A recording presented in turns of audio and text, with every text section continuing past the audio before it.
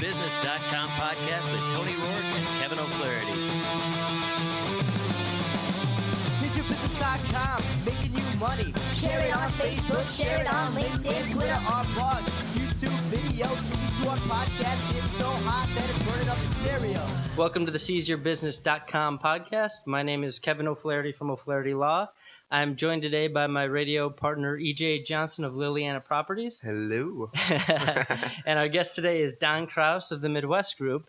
Our topic is going to be exit strategies for your business. So thanks for being here with us today, Don. Thanks for inviting me and being part of the show. So, Don, tell us about what you do and a little bit about your business experience. My business experience has mostly been in marketing and sales and advertising. And in 2008, with the downturn, I had to reinvent myself and got involved with business brokerage. A lot of businesses at that time were going up for sale. They weren't making a lot of profit at the time, so there was a lot of bad news to be delivered. But things have steadied out right now, so everything we have for sale on the books is profitable. To meet a lot of nice people, and I get to use my marketing skills and sales skills that I've learned over the years. You were telling me it's a good time to buy, right? Because there's a lot of inventory out there. Yeah, there is a lot of inventory right now. We finally felt the effect of the baby boomers.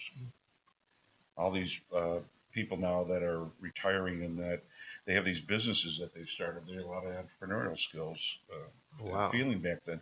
So there's a lot of building businesses that are coming up for sale right now. Okay. Good businesses, a variety, everything from graphics companies to auto repair, small, large, and they're all in profitable state, and they're all in a situation with fresh blood would help them grow and fresh ideas. So tell me, for someone who hasn't used a business broker before, what's the process like? If someone signs up with Midwest Group, what should they expect? Well, nobody signs up with us, so to speak. Typically we get somebody looking to sell their business, an inquiry over the website or a phone call. We'll call and introduce ourselves, ask some information, ask them to fill out a couple of forms that will help us. It's all based on how much money you're making and what capital equipment you have involved. Then we do a business valuation on what we feel the business will sell for. And we do a process then. If they decide to go with us, we sell for a percentage of the sale. There's no upfront fees. And if they decide to go with us, sign the agreement, then we start marketing it in a nondescript way. So nobody knows O'Flaherty Law is for sale. There's a law firm in Westmont that's for sale. And then we'll get inquiries. And the people that we deem to be serious, we filter them out and get them to sign a non-disclosure agreement. And then we start showing them the more details on the business, where it is, where the financials are. And if it becomes even more serious from there, then we'll introduce them to the owner and see if we can strike a deal. Mm-hmm. How long does a business typically, once they hire you to do that marketing, what's your average turnaround time? The industry average is 6 to 9 months. Okay. But we've had some on the books for over a year. So that's why there's averages. It all depends on what's going on in the market right now, coming up with the right buyer, and how aggressive the seller wants to be.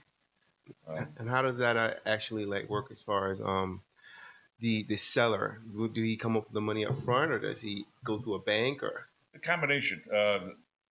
Which most popular right now. There's a lot of people that are losing their jobs right now, downsizing. Once you get 40 anymore, you really don't have much. You don't have much left. Security. So you need to look around. So you can take that 401k and invest it in a company, your company. So instead of investing in Apple, you invest in yourself, just like you would do like a home. You can do the same thing. You can't do a 401k into a home, but you can do it into a business. Yeah. Into a home, you'd have to pay penalties. For early withdrawal. Also, no penalties on this. No penalties. There's a setup fee. Okay. But you get your choice. And, you go into business to make money, so it should be a good investment. It should be an investment, because it's already profitable. It's already profitable. You have ways of looking at it, and you can take advantage of the situation. I have a graphics company right now that the gentleman's father's blind, or going blind, I should say. He's in blind. Okay. He's in his late 80s. He lives in Prescott, Arizona, in the mountains, and he continues to drive. and I'm going to continue to drive until you come out here. So we have that business up for sale. Typically, we'd list it for about $150,000. We have it for $80,000 because he has to move to help his father. Okay. So how many of these do you normally handle per like year? A range anyway. You know, we currently have about 100 businesses for sale. Oh wow. Okay. On the books right now, and they range everything from $50,000 up to $1.5 million. Okay. Sale price. What are some of the things if people with, and this might tie right into the exit strategies topic, but if I'm thinking, you know, I know in 3 to 5 years I want to sell my business. What are some of the things as a business owner that I should be doing to prepare it to be sellable? When you look at it, you need to determine your exit strategy now. Yeah, why don't you dive into that a little bit? Even if it's 10 years from now, you need to do it really up front. Let me tell you a quick story about my wife. We met Kathy, I believe. She said, what are you talking about? I said, well, exit strategies. Exit strategies. Why don't you talk about something positive?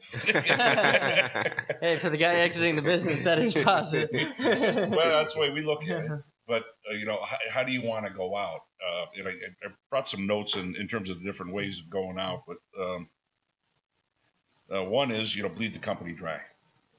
If you've been reinvesting in the company all along, putting efforts in marketing and retooling, and you stop doing that, and you just bleed the company dry and write big proper checks for yourself.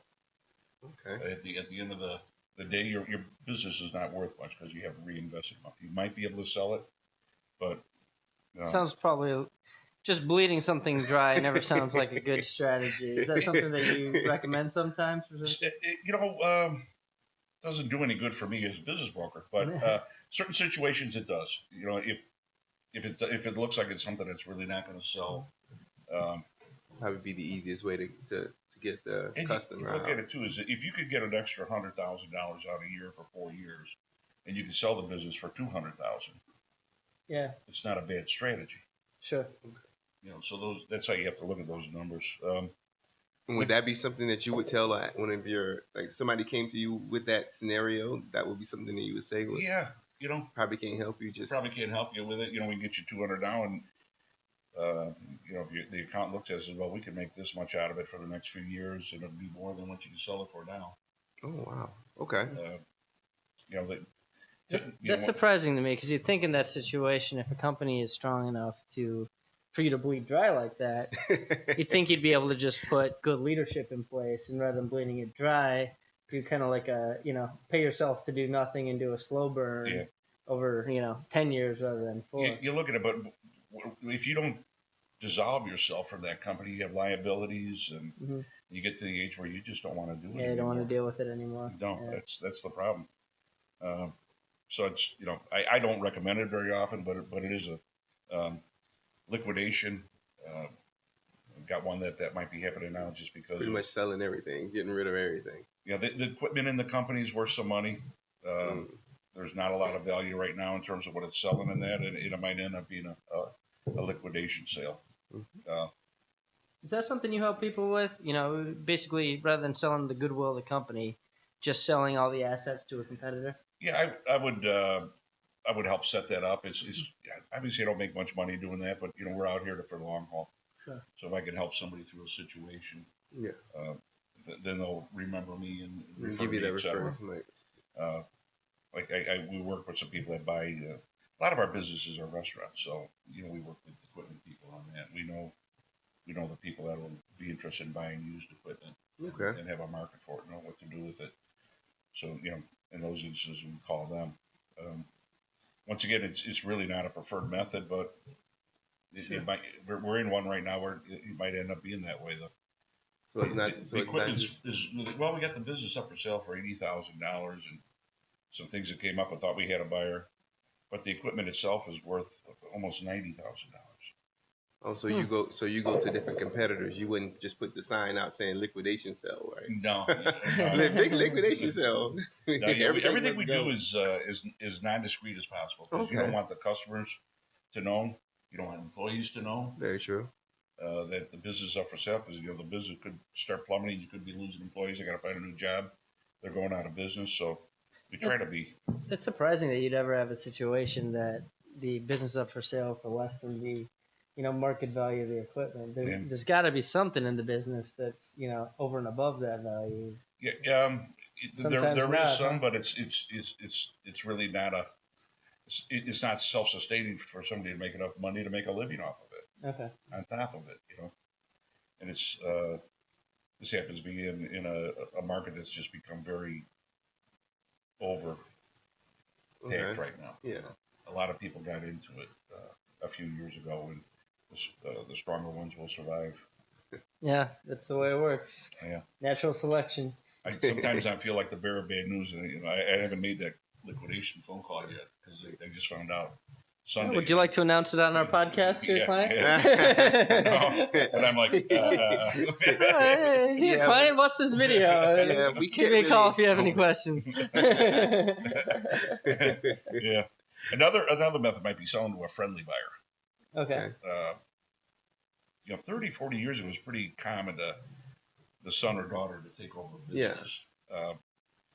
And then in the 80s, that really stopped working. Really? Yeah. Kids were not working the business. They would run it down. Oh, so they didn't have to. It seemed like they didn't earn. So they would bleed it dry, pretty much. Yeah. Well, those, being in business for myself for almost 5 years now, those first 5 years, they kind of forge you into the business owner that you need to be. If I was given a, $600,000 revenue company in year one, that company would probably not be around anymore. So right. Starting with nothing allows you to kind of learn. Think about you have a daughter. Or son, a daughter and a son. Daughter and son. Right. Yeah. So 25 years from now, you give it to them, and Give then it to they them. bleed it out. right? And then things, like, oh, Dad, I know we said we'd make the payment, but it's a little tough this month. Yeah. And I did that to my dad when I was in college. Something you don't know. Yeah. So it's it could be and like maybe the chef.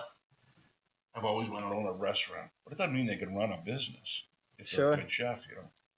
You can't have a good restaurant without a good cook. But if you don't have somebody out front that's That knows making what sure it they're all doing. runs and that there's the meat's there, the drinks are there, the servers are there, Mhm. it's cleaned properly, it's marketed properly. That doesn't mean they can do it, but so Practicing law was way easier and less stressful than running a legal business. I'll tell you that. It's yeah. totally different skill set. What do you think about the just the you're all lawyers in your firm, but everybody has their own expertise and their own way of doing things. We're all created differently. Yeah. We all have different personalities, so that's the stuff you need to deal with. Plus, the personal things and that happen in life, like life's tragedies go on. Life must go on. The business must go on. So, but what you've done by multiplying yourself is you've increased the size of the firm and your earning potential. So Sure. And my headaches. And your Constant headaches. Yeah. But with a one-person firm, you losing a client or two, it could hurt. Yeah, well, and with the one person, as we've grown, the losing an employee becomes less painful because there's the next guy. You get a deeper bench. You never want to. Right. Never want turnover. You want to keep employees forever. But there was genuine fear when I first started, and I had one or two employees. What if my office manager leaves? I still, Samantha, if you're listening, I'm still definitely afraid of that. But it's not business ending. What I always tell people though is to look at those as opportunities. That business manager leaves. Everybody has strengths and weaknesses. Yeah. It might be a time to reorganize slightly and look for somebody with a different skill set that's better at web and Facebook marketing. Where when you hired her, that wasn't that big a deal. Yeah, you're right. Every time we've lost somebody and replaced them, the business has grown stronger because the business was in a better place to hire, a better person for that. And you role. had more vision of where the business was going. Yeah, trained them better, had better systems in place. So it is an opportunity. Kind of like the way, getting hit by a truck is an opportunity to To get hit by a truck. but on some level, you're right. You can make the business stronger. Yeah. Well, you have to. You're faced with it, so that's the way I like to look at it. I present to people that are down when they get hit with things like that. It's like, that's a great opportunity to restructure and improve. Well, it is, yeah. To give But yourself you're not looking at it like, oh, maybe I got to do that interview. and you can give yourself 10 to 12 more hours worth of work. That's what you can do. Yeah, for a while. For a little while until you find somebody Until you right. find somebody else, yeah. So when we talk about the friendly sale exit strategy, this is when I think of exit strategy, this is often, aside from just getting your business ready to sell to a third party, this is what I think of. I've got, I own a bar. My daughter's working in the bar. She's been the manager for a couple years now, but she doesn't have enough money to buy me out. Right. What?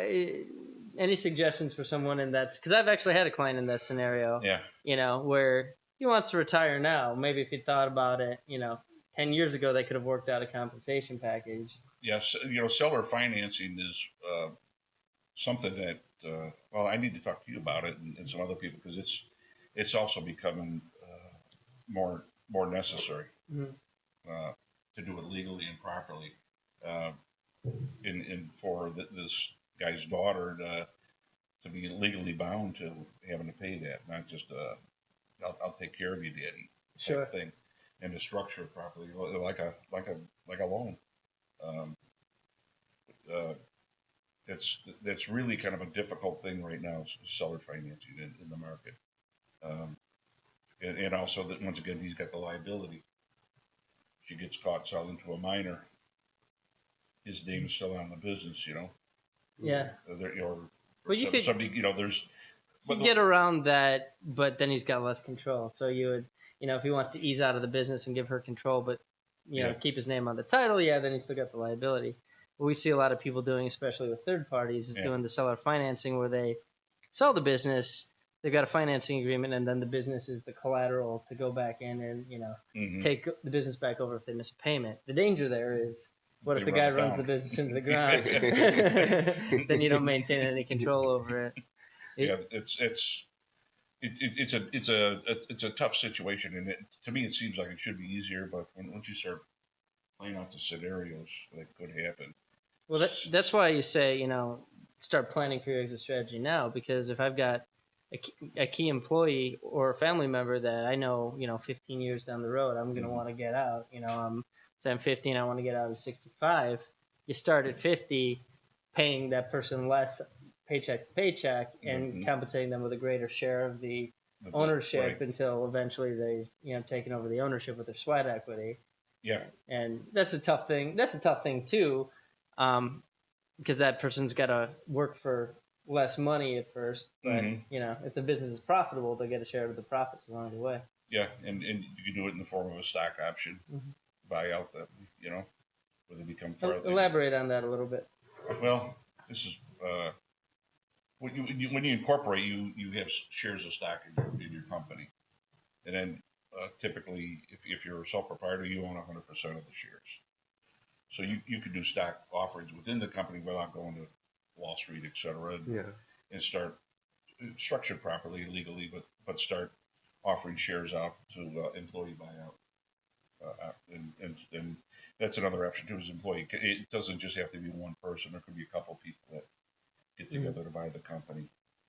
But then you're transferring stock, and correct me if I'm wrong, but once you transfer the stock, then the liabilities transfer with that stock transfer.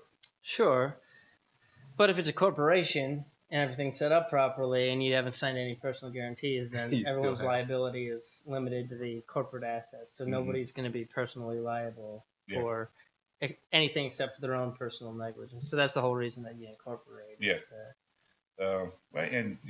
That's true. But I don't know. There's always ways around things, it seems like. Well, if you incorporate, and not to make this a commercial for hiring a lawyer, but if you incorporate on LegalZoom and you don't set up the corporation properly, or if you don't keep good books and records, or if the corporation's not funded enough where basically the court decides it's a fraud upon creditors, it's basically just a shield to hide you from your creditors, then the court will do something called piercing the corporate veil, where they basically, think of a lance going through the corporation right into the heart of the owner of the corporation. That's piercing the corporate veil, saying, this is a sham corporation. You registered online on the Secretary of State's website, but you never got bylaws done. You never had director meeting minutes. You haven't been doing annual meetings. Right. You haven't been following the corporate formalities that are required. But if you do everything that you're supposed to do and you work with an attorney, there's my commercial. If you work with an attorney, the case law is pretty solid that the corporation should hold up. Now, if you're going to be personally negligent, so if I am working the bar that night and I serve a drink to a minor, and they get into a DUI or what have you, then I'm going to be on the hook for my own personal negligence. But if it's one of my bartenders, then the corporation folds up, and if you don't have proper insurance. Yeah, or coverage. Well, once again, it's just planning that out properly. But those employee buyouts and that, they're sticky. They're not really that easy to execute that we've seen. Yeah, we've had a bunch of clients that have come to us to try to get those done, and I'd say about half the time that before they even get to us, we'll have the initial meeting and say, here's what we're thinking about. Can you give us some ideas? And we'll give them some ideas to take home as homework to think about how they want to structure this thing. And almost all the time, we call and follow up. Hey, how's that going? You ready to do this? And oh yeah, it fell through. Yeah. It's because someone's got to give up something in the present. The owner of the business has to give up his baby over time, and the employee has to give up their part of their paycheck over in the present. Yeah. And everyone's got to put a lot of faith in each other, and it's it is a tough thing to do. Yeah, it's not a. And I think it's a good thing that they go through that process and find out this is not the way to go. Yeah. But if I got to trust you and I really feel like I can't trust you, and that's, everybody's got to give, put skin in the game, so to speak. And there's not a lot of trust with that then, And you've got to be really creative in the way you structure it. There's, phantom stock or profit sharing agreements that vest over time. Yeah. Where, you can say, okay, over time you're going to get less in your paycheck. You're going to get this profit sharing agreement. But if you leave the company in the next 5 years, that you don't own stock until it, vests later on. So you can be really creative with that. I kind of get, there's that, I think it's Prudential commercial where they put all the sticky notes up. What happened in the past. Yellow is good and blue is bad, or one or the other. So everything that happened in the past is like an equal mix. In the future, they're like all yellow. Right. Because our view is that in the future, and that's what happens when you get in something. Somebody gets ill or something. Whatever happens in those things that can happen that you don't think about going into it. Very true. You got the foresight of the future, but you don't. You can't really perceive it at that time. No. Well, if you asked 2011 Kevin O'Flaherty, I'd be driving a much nicer car by 2015. I think everybody feels the same way. No, it's but you know what? It's a land of opportunity, no matter what. Oh yes. Well, yeah, that's the nice thing about being a business owner is you got nobody to blame but yourself, and you can go out and make your own way. And EJ is one of the hardest working guys I know. He's hustling day and night, three different things going at any 3 or 4 time. different jobs, and it's a different hat for everything. But the way I see it is, I can't see the future, but I'm gonna try my best to carve my own path and and get to where I want to be. And I'm like Kevin. I wish I had a nicer car. Yeah. Before I get to acquisition, I just kind of threw this one in there. Another way to exit is an IPO. Mm-hmm. Yep. Well, that'd be nice. Does that stand for initial public offering? I wrote these notes on it. That was kind of cute. IPOs are sexy, they're flashy, and get all the press. So do lottery winners. Your chances are better with the lottery. Wow. There are millions and millions of small businesses, and 7,000 are public. So. Yeah, I don't think the O'Flaherty Law initial public offering is going to be on CNBC anytime soon. Not soon. Not right up there with Alibaba or Facebook. So acquisition, to me, for small business ownership is really the way to go. And it's setting yourself up properly. And a lot of things, it's like just doing business right, you know. You could sell to another business, another law firm. You could sell to an employee even, but it's an acquisition. It's not a friendly thing. They're going through a third party. They're going through me. You could sell it to somebody who's leaving another law firm and just thinking about starting their own thing. Just using your law firm as since you're sitting here, but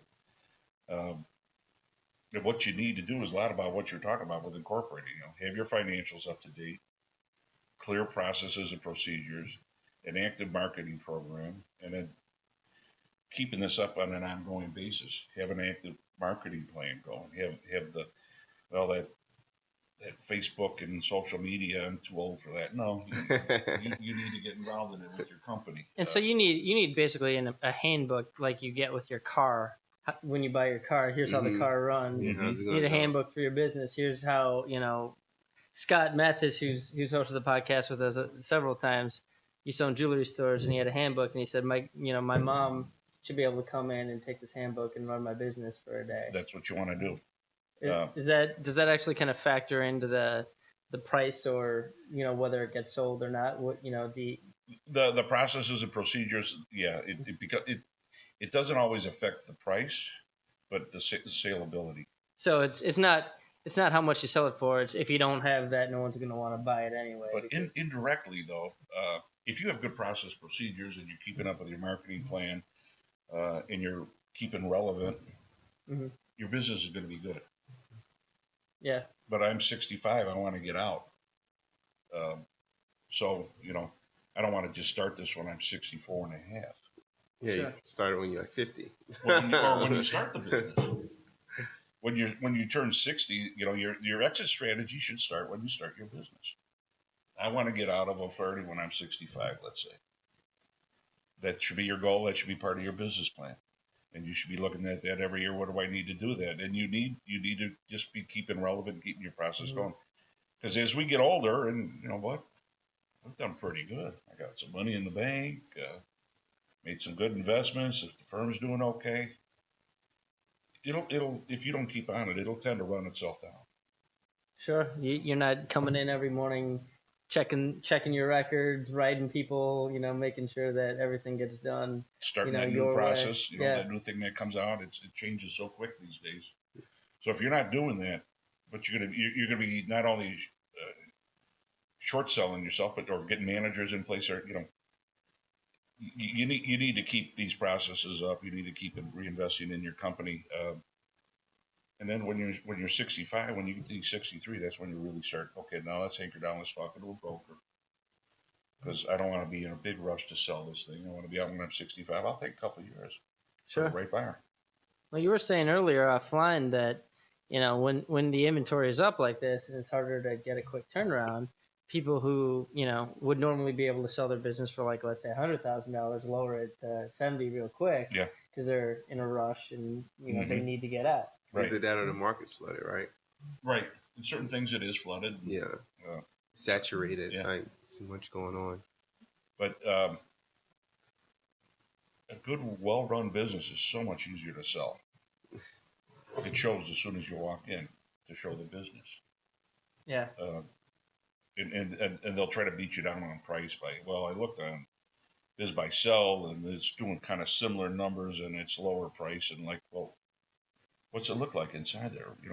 How long they've been in business? They've been running profitable for 15 years? Well, I'm not sure. Well, these are things that we look at when we value the business to sell it. Sure. And that's why, have you ever heard of the E-Myth? I talk about it on this podcast all the time. Yes and no. Remind me, I have heard of it, but I can't. It's a Michael Gerber book, and this podcast could basically be a commercial for the E-Myth, because it's the one that it's the number one on my business philosophy books that I've that has stuck with me. It's even when you're just starting your business, you should be working on your business, not in your business, and try to extract yourself from the business layer by layer as quickly as you can. And if you can get to the point where all you're doing is, basically doing high-level, C-level functions, monitoring, key employees, you got your 4-hour work week where you're just reviewing reports and getting a paycheck. Then if you want, then you might not want to sell the business because it's easy. But if you do want to, it's all prepackaged, and you just kind of show somebody how to run it. And then that's when you do want to sell it. I mean, because you have built a legacy. There is pride in that.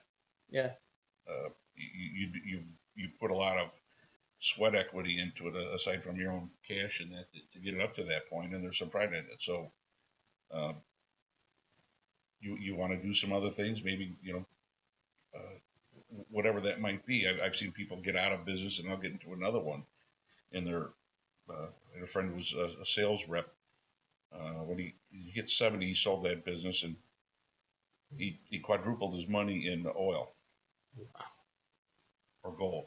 And then he went to oil or whatever it was. He did it again. He just got into another, jumped right into the next thing and made more. In what he saw. And so he started leveraging his money and doing that and getting involved in it. So once you sell your business, doesn't mean you have to go play shuffleboard all day. Sure. You can still stay active and do other things, even if it's helping young business owners. Start out. Donating your time, starting out, and giving them some direction. So to me, the acquisition is the best way to go. Out of all we looked at, but I can see where any of these could work for a certain situation. Yeah. Well, anything else you want to share about? No. I just want to thank you guys for the opportunity to be on. It was fun talking with you, learning more. Thank you for being here. And how can someone reach you if they want to buy or sell a business? Probably use just my phone, 630-235-6303. My name's Don, D-O-N, last name Krause, Krause. And it's dkrause at themidwestgrp.com, themidwestgroup.com, but GRP short for group. Don and I have worked together in the past, and you can just tell he really cares about his clients. So if anyone's thinking about someone to go with, I think Don is a great choice. And we actually met at a small business workshop of mine that you came to. So you never know who you'll meet at those things. Well, let's put a plug in. I'll be at the next one on the 20th, isn't it? Yeah, October 20th. Don will be doing a seminar with me, small business workshop at Ballydoyle in downtown Downers Grove, 7 p.m. So it's going to be entrance and exit. Yeah, we'll have about 5 speakers, and they'll talk about all aspects of business. And nice thing is it's in a bar, so everyone's having some beers. And sometimes those go late and end up at the speakeasy here. That was the first time we Kevin and I had met, and I enjoyed the group he put together, and the way he does business, and EJ, right? EJ. I gotta know more about EJ, but he seems to be like a upright young man right now, and I call it more like a Trojan horse. It's okay though. Hard working person, but it's good. Yeah, no, it's all that elbow grease. You've done a great job for yourself despite your face, EJ. I love it. It's awesome. So thank you again. Thank you. Nice to meet you. Thanks, Don. We'll see you. Thanks so much for listening. All right. Have a good one.